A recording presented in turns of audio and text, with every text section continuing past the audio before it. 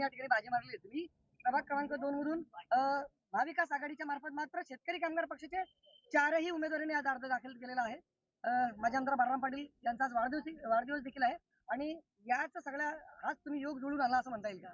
नक्कीच आमच्या गुरुवर्य आमदार बाळाराम पाटील साहेब यांचा आज वाढदिवस असल्या कारणाने आम्ही लोक शुभ दिवसाचा निमित्त लागून जेणेकरून हे चारही उमेदवार निवडून येणार आहेत आणि शुभ शकून आमच्या शेतकरी कामगार पक्षाला लागेल हा उद्देश ठेवून आम्ही आज 29 तारखेला आमदार बाळाराम पाटील साहेबांच्या वाढदिवसानिमित्त नामनिर्देशन अर्ज म्हणजे उमेदवारांचा अर्ज शेतकरी कामगार पक्षाच्या चौघांचा भरलेला आहे. परत आज प्रभाग 2 मधील उमेदवार आहेत त्यांची ओळख द्या मला. कोण कोण उमेदवार आहेत? उमेदवार आहे अमधून आहेत अर्चना योगेश भोईर आणि ब मधून योगिता समीर फडके आणि क मधून अरविंद पुंडलिक म्हात्रे आणि तसं ड मधून राम महादू पाटील असे 4 उमेदवार अ ब क ड मधून उमेदवार चौघे जणांनी नामनिर्देशन अर्ज भरलेला आहे. सकाळपासून या सगळ्या कार्यकर्त्यांची गर्दी होती. शक्ती प्रदर्शन करण्यात आलं होतं एक प्रकारे. कशा रीतीने त्यांनी सगळ्या कार्यकर्त्यांचा उत्साह होता? लोकांना सर्वांना आनंद वाटलेला आहे आणि एक उत्साह झालेला आहे लोकांना. काही तशी 4ही उमेदवार आहेत ते महाआघाडीचे जरी असले तरी शेतकरी कामगार पक्षाचे आणि विशेष म्हणजे आमदार बाळाराम पाटील साहेबांचे बाल किल्ल्यातले आहेत. यामुळे लोकांना एक वेगळा आनंद निर्माण झाला होता म्हणून त्या उद्देशाने तशी सर्वजणही नागरिक आहे आणि आमच्या सर्व आघाडीच्या लोकांनी जमा केलं. महाविकास आघाडीने अजून अधिकृत यादी जाहीर केली नाही आणि एबी फॉर्मचा जो आपल्याला एबी फॉर्म भेटलाय का? हो, आम्हाला एबी फॉर्म भेटलेला आहे आणि आम्ही लोक एबी फॉर्म म्हणून स्वतः मला वाटतं आमदार बाळाराम पाटील साहेब आले स्वतः काशीनाथ पाटील साहेब आमचे आलेले होते आणि सर्वच्या प्रतीने आम्ही सर्वजण अर्ज सबमिट केलेला आहे. मागे तुम्ही स्वतः नगरसेवक राहिलेला अर्थातच त्या प्रभागाची तुम्हाला जास्त माहिती आहे. अशा वेळेला निवडणुकीच्या मध्ये कोणत्या अशा मुद्दे असतील महत्वाचे, जनतेचे असतील, महापालिकेचे असतील, ते सर्व? नक्कीच आम्ही यावेळी नामनिर्देशन अर्जामध्ये शपथपूर्वक लिहून दिलेलं आहे का जे कासाडी नदी आहे या कासाडी नदीचा पुनर्वसन केल्याशिवाय मी राहणार नाही. तसंच तोंडरा, नावडे, देवीचा पाडा आणि डोंगराचा पाडा आणि नागझरी इथे जलकुंभ 100% बांधली जाईल असं मी शपथपत्र दिलेलं आहे आणि शपथपत्र दिले 500 रुपयाच्या बॉन्डवर लिहून देतो तुम्हाला. तर हे केलं नाही तर मी माझा राजीनामा सुद्धा घ्या तुम्ही. लवकरात 2 वर्षाच्या आत हे पूर्ण कामं झालेलं असेल आणि प्रदूषणावर माझं सखोल या जो लक्ष असेल का जेणेकरून या भागातल्या नागरिकांना प्रचंड त्रास निर्माण होतोय. या त्रासाला अडचण निर्माण होणे म्हणून आम्ही लोक प्रदूषणावर चांगल्या पद्धतीने चौघे जणही काम करणार आहोत. आणि दुसरी गोष्ट महानगरपालिकेला आज जो मालमत्ता कर आहे हा मालमत्ता कर हा जो वाढलेला आहे या मालमत्ता करावर कसं कमी करता येईल त्यांना कसं सहानुभूती मिळेल म्हणजे कसं त्यांना हे करता येईल त्याच्या संदर्भात आम्ही मोठा ठोस चौघ जण आक्रमक राहतील हे तुम्हाला आवर्जून सांगतो. आपल्या मागील कार्यकाळामध्ये कोणतीही ठोस विकास कामे आपण पूर्ण केली? हा, मी शेतकरी कामगार पक्षामध्ये प्रभाग क्रमांक 2 मधून असल्यामुळे माझा भाग इतर नगरसेवकांच्या पेक्षा वेगळा आहे. कारण माझ्या भागामध्ये तळोजा एमआयडीसी आहे, सिडकोचं प्राधिकरण आहे, महानगरपालिकेचं आहे, रेल्वेचं प्राधिकरण आहे. हे असले प्राधिकरण असल्यामुळे मला सिडकोच्या प्राधिकरणामुळे माझ्या परिसरामध्ये एक सुसज्ज असं मी गार्डन बनवलं जेणेकरून माजी आमदार दत्तूशेठ पाटील यांच्या नावाने आम्ही तिथेशी गार्डन बनवलं सिडकोकडनं. तसंच मी सिडकोकडनं होल्डिंग पॉइंट बनवून घेतलं, एसटीपी प्लॅन बनवून घेतलं सिडकोकडनं कारण एवढा वसाहती असल्या कारणाने.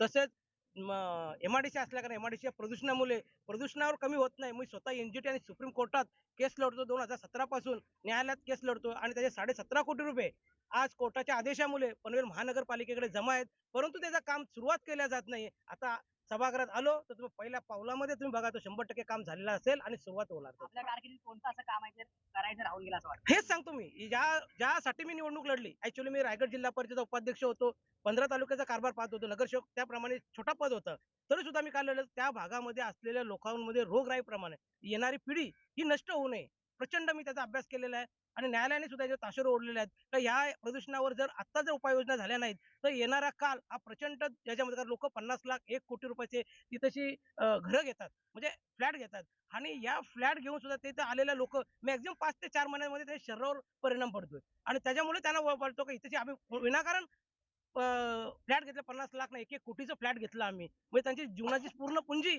तिथे लावलेल्या असतात. मग त्यांना नक्की तर आल्यावर समजतो की बाबा इथे केवढी मोठी फसवणूक झालेली आहे. या रोगराईवर कोणीतरी आवाज उठवायला पाहिजे. हा उद्देश ठेवून मी स्वतः अनेक अग्निपरीक्षा देऊन स्वतः या 2017 पासून एनजीटी आणि सुप्रीम कोर्टात लढतोय. अजूनही सुप्रीम कोर्टात केस चालू आहे. येत्या महिन्याभरात ती सुद्धा तारीख लागणार. विरोधकांचं किती आव्हान तुम्हाला वाटतं आणि का? हे बघ विरोधक हा विरोधकच असतो हे म्हणत नाही मी कारण विरोधक नसेल तर कोणत्याही खेळाला मजा नसतो. जर क्रिकेटमध्ये विरोधक नसेल तर बाय दिलेल्या त्या मॅचला मजाही नसतो.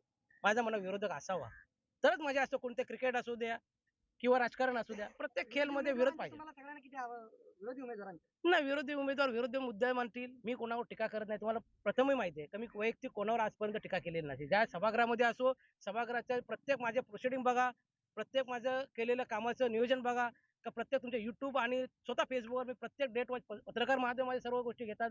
का हेच गोष्ट आहे का मी जे बोलतो कागदपत्रक दाखवल्याशिवाय तारखेवाईचं कुठलीही गोष्ट मी चर्चा करत नाही आणि दाखवत नाही. तर आपल्या प्रभागामध्ये पाण्याचा प्रश्न देखील मोठ्या प्रमाणात गंभीर आहे. सातत्याने आपण मोर्चे देखील काढलेले आहेत. या नागरिकांना दिलासा देण्यासाठी काय उपक्रम असणार आहे? पनवेल महानगरपालिकेमध्ये तुम्हाला माहिती असेल मी ज्यावेळी सभागृहामध्ये होतो त्यावेळी भिरा इथून 38 MLD पाणी हा आपल्याकडे पनवेल महानगरपालिकेला आणावा म्हणून मी सातत्य त्यावेळी आणि ते कसं आणावं पंतप्रधान आवास योजनेमधून याच्यामधून निधी 50% येतो महाराष्ट्र गव्हर्नमेंटकडून 25% येतो महानगरपालिकेकडून 25% येतो जेणेकरून त्यावेळी 750 कोटी रुपये फक्त महानगरपालिकेचे लागत होते पण त्या 5 वर्षामध्ये थोडा अमाऊंट वाढतो 1000 कोटीपर्यंत जातो त्यावेळी संकल्पना मांडली त्यावेळी विधान परिषदेमध्ये गणेश नाईक साहेबांनी सुद्धा हा माझा मुद्दा घेतला होता नंतर विक्रांतजी पाटील साहेबांनी सुद्धा हा विषय घेतला होता का जेणेकरून आज तिथून पाणी आलं तर त्यावेळी येऊ शकतो. शेकापचा आणि महापालिकेचा आवाज कशा प्रकारे महापालिकेत असेल?